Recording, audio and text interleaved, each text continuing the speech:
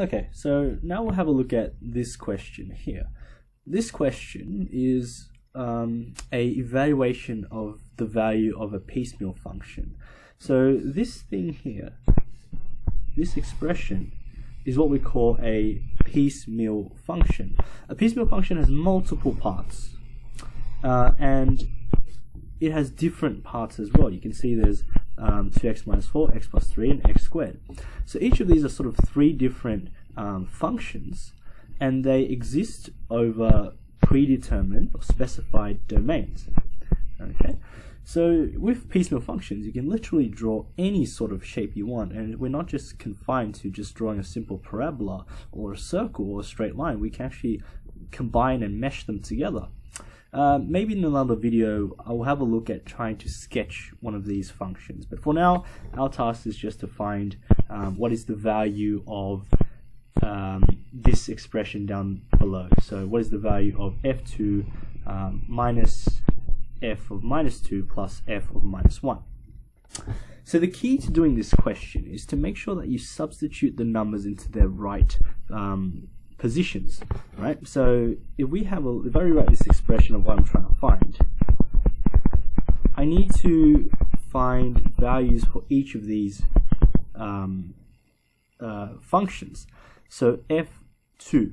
Now when x is equal to 2, which of the following three functions do I put it in? Well, 2 is bigger than 1. It's not between minus 1 or 1. It's not less than minus 1, so it has to go into this one. 2 needs to go into this one.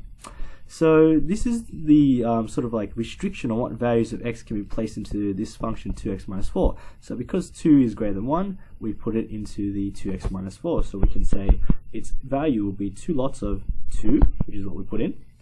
Let me just change the color. Of minus 4. That is the f2 function.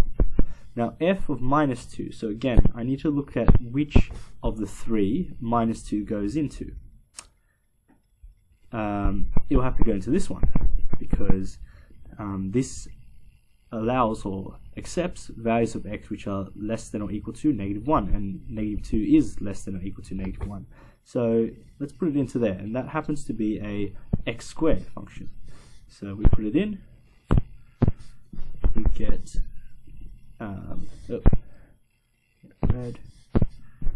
minus 2 squared. And that's it. And then the last one, f of minus 1, so this one here, well, where does minus 1 go? Does minus 1 go into the first one? Is minus 1 greater than 1? No. Is it in between -1 and 1? Not inclusive.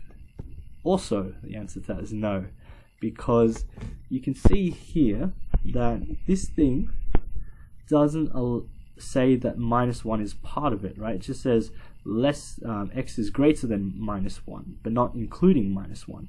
So that's no good. Does it go into this last one? Yes, because x can be equal to minus 1. So let's put it in here, and again we have this expression, and we substitute in the x squared, and we get minus 1 squared.